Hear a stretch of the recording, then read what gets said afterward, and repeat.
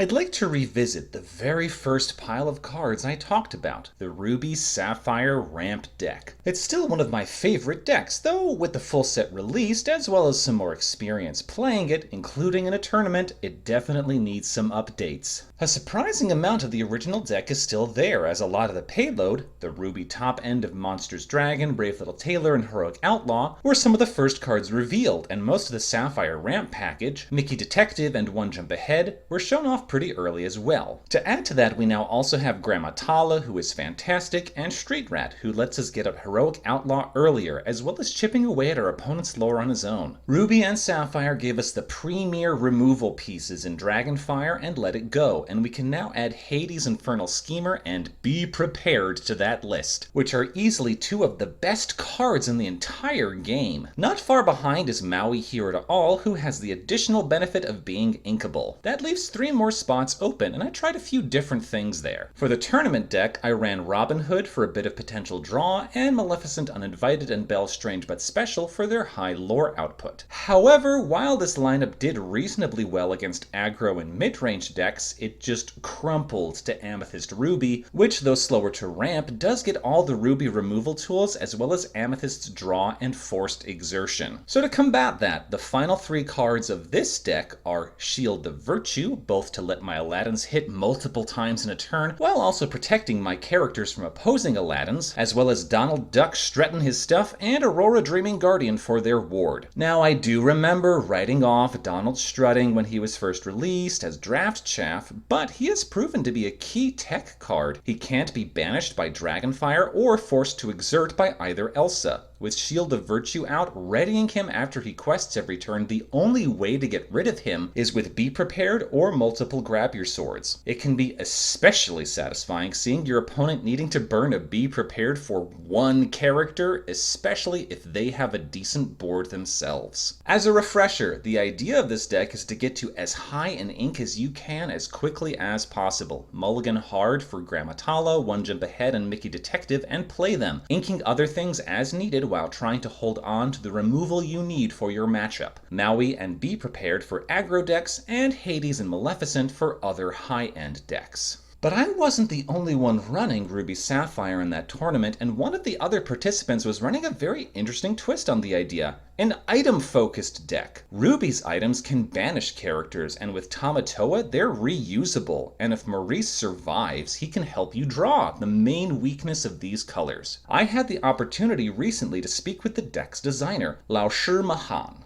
So I'm joined here today by Laoshi Mahan, who has a different take on the Sapphire Ruby deck. I have the deck list up in front of you, but if you could tell me why this particular deck, what's going on here? Yeah, that's a great question. I think originally I fell on this deck because there was so much talk about items. And I think early on in the meta, we saw, when we were in the spoiler season, we saw Maurice come out. I think we saw Belle at some point, and we saw a bunch of items. And there was a good portion of that early reveal season where everyone was trying to make items work. I saw lots of videos about it and lots of commentary online, and I decided maybe there is something, maybe not. So I did a bunch of different builds and landed on the Ruby with the Sapphire package for the items, and it turned out that it kind of worked. I was able to play it and refine it a little bit, and I was really happy with how it played. Yeah. So the Ruby there's the 2 removal items, and there's the Shield of Virtue, which lets you ready stuff. And I was on the receiving end of the Shield of Virtue in the tournament. Was not happy about that. But I think a lot of people kind of discounted Poisoned Apple and Sword of Truth because they're limited in what they can remove. But people run a lot of villains, people run a lot of princesses, so I imagine they get a lot of value. Yeah, there's definitely matches where they aren't as useful as I would like them to be, but it's a Disney game at the end of the day, and villains and princesses are a big part of Disney, and there are good cards, good princess cards, good villain cards. And so in the majority of matches, they will find some use. I like to go by 4 ofs everything. That's I use in all of my videos. I'm like consistency. So pick your favorite 15. Here you have a couple of 1 ofs, a couple of 2 ofs, a whole bunch of 3 ofs. How did you pick and choose what made the cut? Yeah, I prefer to build with consistency, particularly at the beginning. So the original list was 15 4 ofs. I'm not exactly sure. I don't know if I could remember the exact 60 of the original list. But as I played it over time, I started kind of getting a feel for what the deck was doing, what I was looking for, what I wanted to see, when I was playing various matchups, and um, it's kind of landed, with what you see here.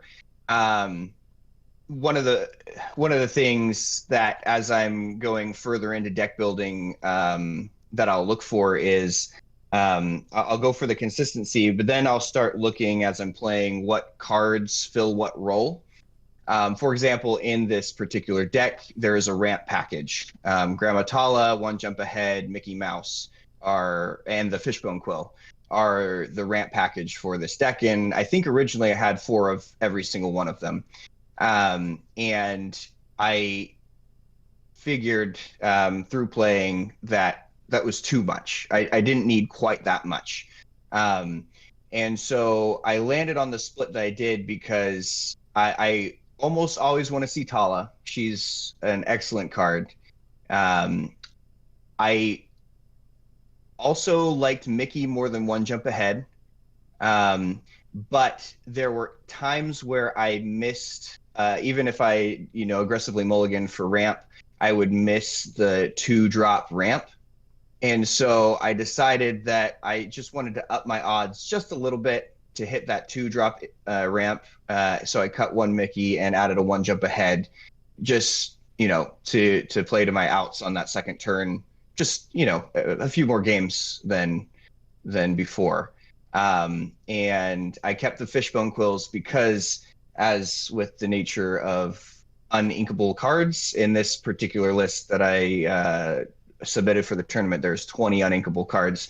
The Fishbone Quill has saved my butt more often than not, getting me out of hands that are rather precarious when trying to ramp to 9, 10, 11 resources, in a game.